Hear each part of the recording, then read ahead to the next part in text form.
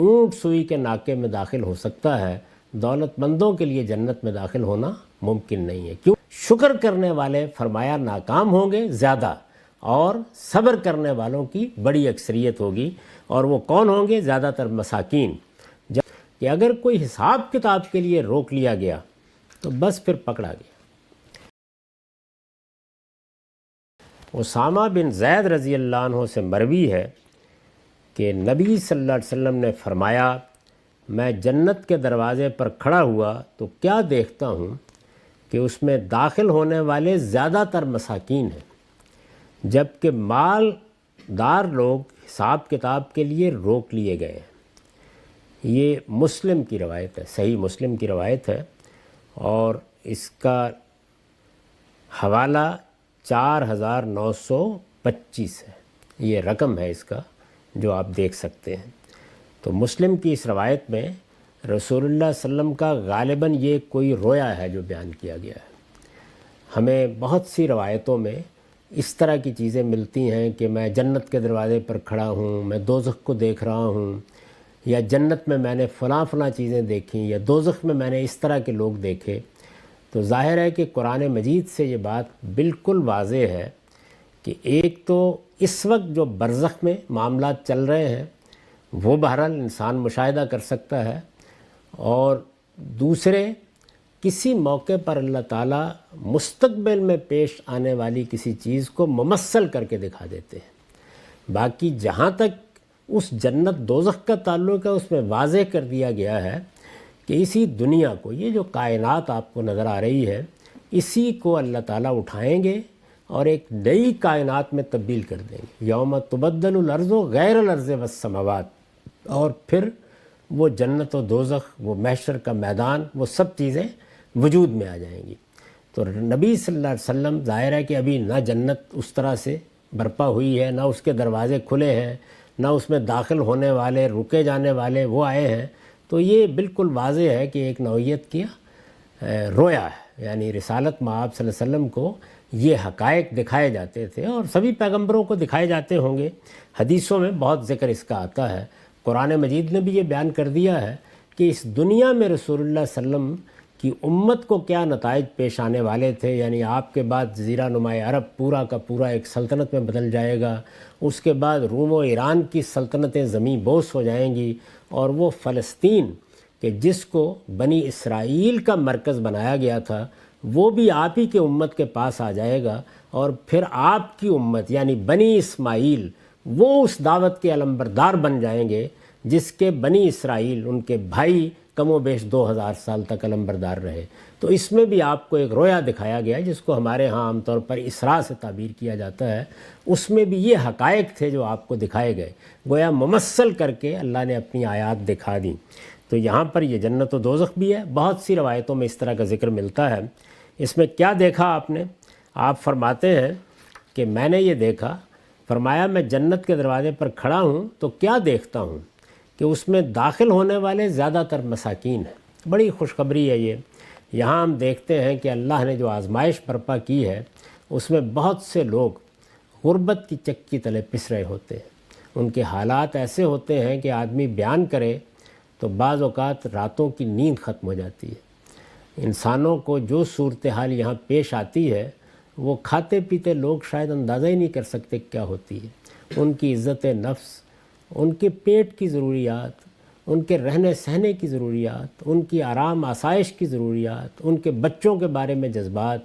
ظاہر ہے کہ اولاد پیدا ہوتی ہے، کون والدین ہیں کہ جو ان کے لیے خواب نہیں دیکھتے، لیکن لگتا ہے کہ کوئی امکان ہی نہیں اس کا۔ تو ایک مسکینی کی زندگی، ایک عاجزی اور درماندگی کی زندگی ہے جس میں بہت سے لوگ مبتلا ہوتے ہیں۔ تو اگر وہ لوگ اللہ تعالیٰ کی اس آزمائش کو سمجھ لیں اور یہ جان لیں کہ یہ ایک عارضی مہلت ہے، اس کا یہ مطلب نہیں ہے کہ وہ اپنے حالات بہتر بنانے کی جد و جہد نہ کریں، وہ تو ہر انسان کرتا ہے اور اس کا کرنا بھی اس کی ذمہ داری ہے، لیکن اپنی ساری کاوشوں کے باوجود اگر کامیابی نہیں ہوئی تو اس پر ایمان رکھیں کہ ایک دن اگر ان کا ایمان فی الواقع ایمان ہے اور اس ایمان کے تقاضے انہوں نے پورے کیے ہیں اور اپنے اخلاقی وجود کی حفاظت کی ہے تو وہ اپنے پروردگار کی بارگاہ میں پہنچیں گے تو جنت کے دروازے ان کے لیے کھول دیے جائیں گے۔ تو حضور نے فرمایا کہ میں نے دیکھا کہ زیادہ تر مساکین ہیں، یعنی جو لوگ کامیاب ہوئے اس آزمائش میں وہ ہیں کہ جن کو اللہ تعالیٰ نے صبر کی آزمائش میں ڈالا، شکر کی آزمائش میں۔ ہونا تو یہ چاہیے تھا کہ زیادہ وہ کامیاب ہوں۔ اللہ نے دے دیا، نعمتیں دے دیں، بہت اچھے حالات دیے، قدم قدم پر اللہ تعالیٰ کا کرم ہوا، کوئی تکلیف نہیں آئی، آرام اور آسائش میں زندگی بسر کی، یہ سب کچھ مل گیا، لیکن شکر گزاری کا جذبہ نہیں پیدا ہوا، اللہ یاد نہیں آیا، غفلت میں پڑے رہے، ان سب چیزوں کو اپنا استحقاق سمجھ لیا، تو یہ وہ لوگ ہیں کہ جو ناکام ہو جائیں گے۔ تو کامیابی اصل میں یہ نہیں ہے کہ آپ کو ایسے امتحان میں ڈالا گیا جو بہت آسان لگتا ہے، ساری نعمتیں دے دی گئیں، ان میں شکر کرنا ہے۔ شکر کرنے والے فرمایا ناکام ہوں گے زیادہ، اور صبر کرنے والوں کی بڑی اکثریت ہوگی، اور وہ کون ہوں گے؟ زیادہ تر مساکین، جبکہ مالدار حساب کتاب کے لیے روک لیے گئے، یعنی ان بیچاروں نے حساب کیا دینا تھا، ان کے پاس تھا ہی کیا،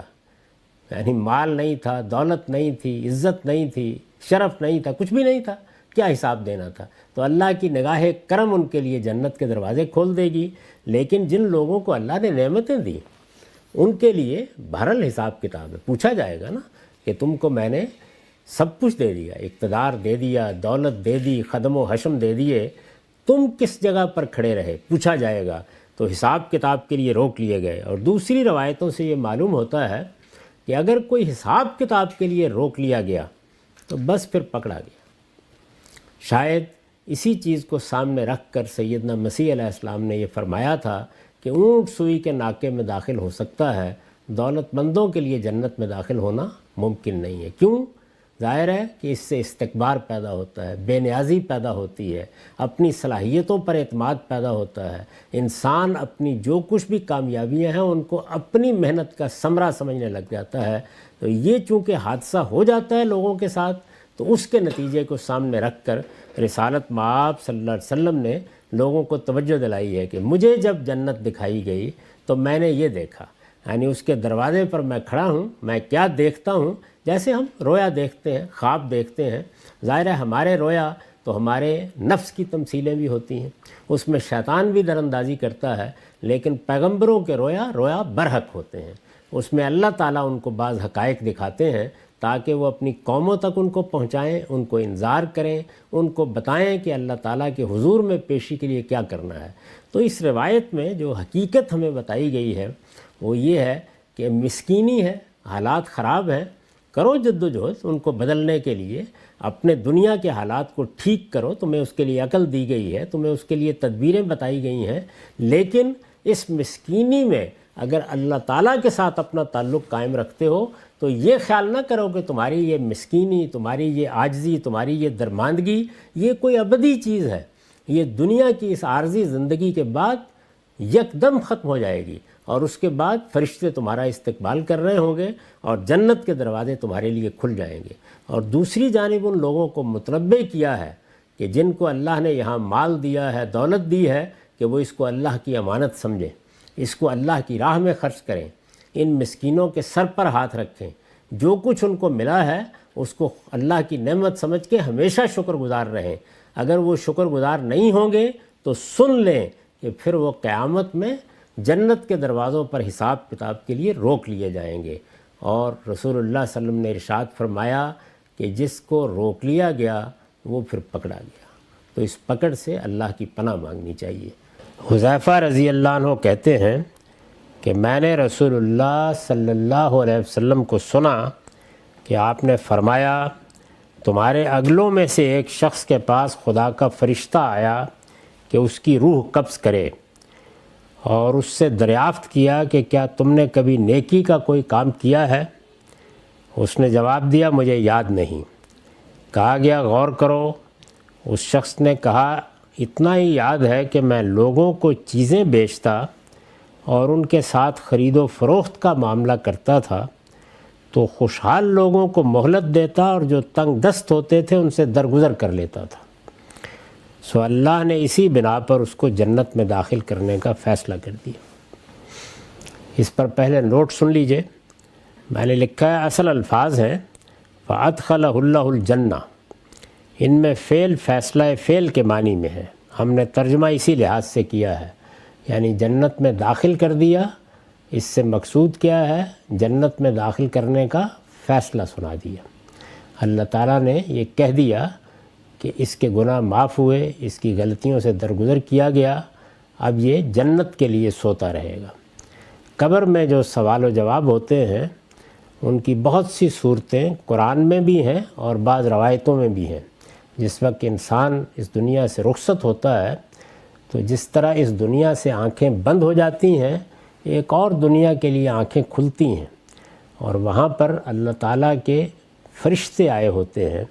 قرآن مجید میں یہ بتایا گیا ہے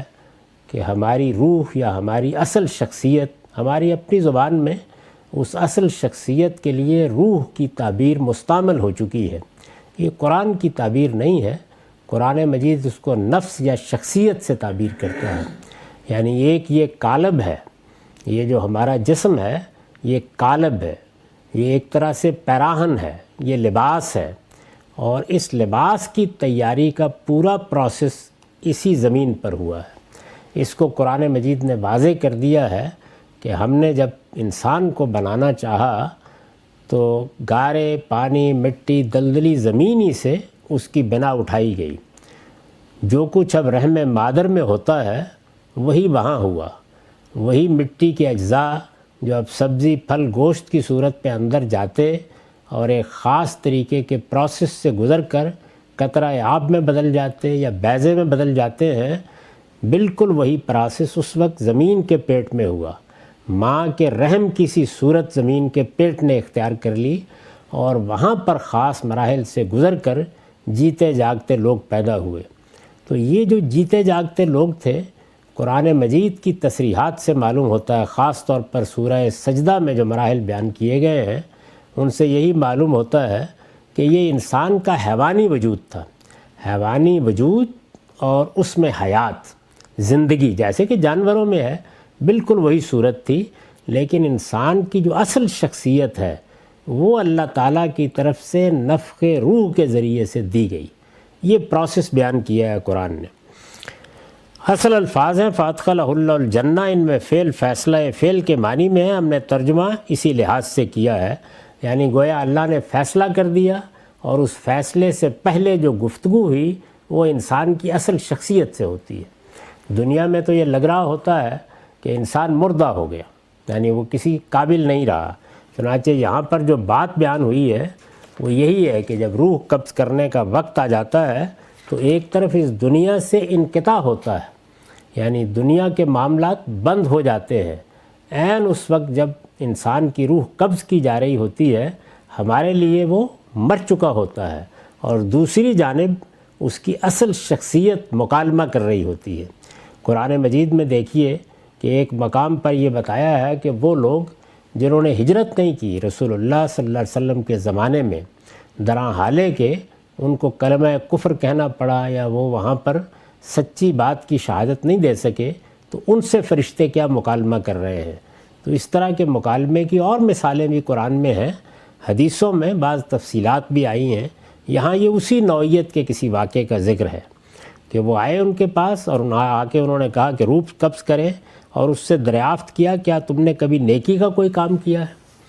یعنی اس موقع پر جیسے قرآن مجید میں بیان ہوا ہے کہ یہ پوچھا کہ تم یہاں کیوں پڑے رہے، تمہارے لیے کیا یہ ممکن نہیں تھا کہ خدا کی وسیع زمین میں ہجرت کرتے اور اپنے ایمان کے تقاضوں کے مطابق زندگی بسر کرتے؟ تو وہ جواب میں اپنا عذر پیش کریں گے، لیکن یہاں پر یہ پوچھا گیا کہ نیکی کا کوئی کام کیا؟ اس نے جواب دیا مجھے یاد نہیں۔ کہا گیا غور کرو، اس شخص نے کہا اتنا ہی یاد ہے۔ اب وہ اپنی نیکی بتا رہا ہے اس صورتحال میں کہ میں لوگوں کو چیزیں بیچتا اور ان کے ساتھ خرید و فروخت کا معاملہ کرتا تھا، بازار میں بیٹھنے والا شخص تھا، اور عام طور پر جیسے کہ تاجر لوگ کرتے ہیں اسی طرح تجارت کرتا تھا، لیکن تجارت میں میرا طریقہ کیا تھا یہ بتایا اس نے۔ تجارت میں میرا طریقہ یہ تھا کہ خوشحال لوگ اگر ہوتے تو خوشحال لوگوں کو تو میں مہلت دے دیتا تھا، وہ کوئی چیز نہیں دے پا رہے یا ادائیگی نہیں کر پا رہے۔ پرانے زمانے میں یہ بہت ہوتا تھا، بارٹر کے طریقے پر ادائیگی ہوتی تھی۔ اس وقت آپ نے ایک چیز لے لی ہے، آپ کی فصل آئے گی تو آپ دے دیں گے، تو اس میں مہلت دے دیتا، اور جو تنگ دست ہوتے تھے ان سے درگزر کر لیتا تھا۔ یعنی اگر کوئی آدمی آپ سے قرض بھی لے رہا ہے یا ادھار کوئی چیز خرید رہا ہے تو قرآن مجید نے یہی تلقین کی ہے۔ یہ یاد ہوگا کہ جہاں سورہ بقرہ کے آخر میں یہ بتایا ہے کہ سود کے معاملات اب ممنوع قرار دے دیے گئے ہیں، قرض پر منفعت کا تقاضا نہیں کیا جائے گا، تو وہاں پر بھی یہ کہا ہے کہ جو کچھ تم نفع کے طور پر لیتے تھے یا ربا کے طور پر لیتے تھے وہ تو ممنوع ہوا، اس کا مطالبہ تو اب کرو گے نہیں، لیکن تمہارا اصل زر پر حق ہے۔ اصل زر کے معاملے میں بھی اگر کوئی تنگ دست ہے تو اس کو مہلت دو، یعنی فنظرۃ الی المیسرہ، یعنی اس کو مہلت دو۔ تو یہاں پر بھی وہی بات کہی اس نے کہ خوشحال لوگوں کو مہلت دیتا، اور جو تنگ دست ہوتے تھے اس نے آگے بڑھ کے کہا ان سے درگزر کر لیتا تھا، یعنی ان کو معاف کر دیتا تھا، ان سے مطالبہ ہی نہیں کرتا تھا۔ یہ اتنی بڑی نیکی شمار ہو گئی کہ اللہ تعالیٰ نے اس پر جنت میں داخل کرنے کا فیصلہ کر دیا۔ یہ روایت کا متن ہے، روایت میں جو بات بیان ہوئی ہے وہ یہ ہے۔ اس پر میں نے مزید لکھا ہے، اس طرح کی چیزیں انبیاء علیہم السلام کو بالعموم رویا میں دکھائی جاتی ہیں۔ یعنی یہ کیا معاملہ ہوا، یہ واقعہ کیا ہوا؟ ظاہر ہے کہ جو واقعہ ہو رہا ہے یہ ایسا تو نہیں ہے نا کہ لوگوں نے دیکھا پھر انہوں نے دیکھ کر روایت کر دیا، رسالت مآب صلی اللہ علیہ وسلم تک اس کی اطلاع پہنچی۔ اس طرح کے واقعات پیغمبروں کو رویا میں دکھائے جاتے ہیں، خواب کی صورت میں یہ چیزیں دکھائی جاتی ہیں۔ جن لوگوں کی روایات پر نظر ہے وہ یہ جانتے ہیں کہ اس طرح کے بہت سے رویا حقائق کو واضح کرنے کے لیے، بعد میں کیا معاملات ہوتے ہیں ان کو بتانے کے لیے گویا ایک تصویر کی طرح سامنے آتے رہتے ہیں، اور جب پیغمبر ان کو بیان کرتے ہیں تو خود ان کے لیے بھی وہ اذعان کا باعث بنتے ہیں، اور لوگوں کو بھی نصیحت کرنے کے لیے پیغمبر کی زبان سے جب یہ باتیں نکلتی ہیں تو حق ہوتی ہیں، ان کا اثر ہوتا ہے۔ چنانچہ اس طرح کی چیزیں عام طور پر رویا میں دکھائی جاتی ہیں، اور ان سے کسی برائی سے اجتناب یا نیکی اختیار کرنے کی ترغیب مقصود ہوتی ہے۔ ان سے کبھی وہ نتائج نہیں نکالنے چاہیے کہ اچھا اس کے عام اعمال کیا تھے، کیا بخش دیا گیا، کیا چھوڑ دیا گیا۔ یہ گویا ایک تصویر ہوتی ہے جس میں کسی نیکی کو یا کسی رویے کو نمایاں کرنا مقصود ہوتا ہے۔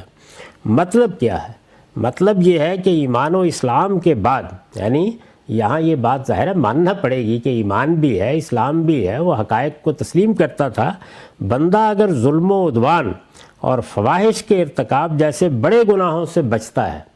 یعنی اس کے ہاں نیکی کا اتنا پہلو نہیں تھا، لیکن اگر بڑے بڑے گناہوں سے، جیسے کہ قرآن کہتا ہے کہ یجتنبون کبائر الاثم والفواحش، بڑے گناہوں سے بچتا ہے، تو اب کوئی نیکی آ گئی سامنے، کوئی خیر کا کام آ گیا، لوگوں کو نقصان نہیں پہنچایا، کسی کے ساتھ زیادتی نہیں کی، کسی کی حق تلفی نہیں کی، کسی شرک کا ارتکاب نہیں کیا، تو ایمان پر کھڑے ہوئے شخص کی نیکی پوچھی جا رہی ہے۔ تو اس نے کہا کہ ہاں یہ نیکی تھی، اور اس طرح کی ایک نیکی بھی بعض اوقات اللہ تعالیٰ کے ہاں بڑے اجر کا باعث بن جاتی ہے۔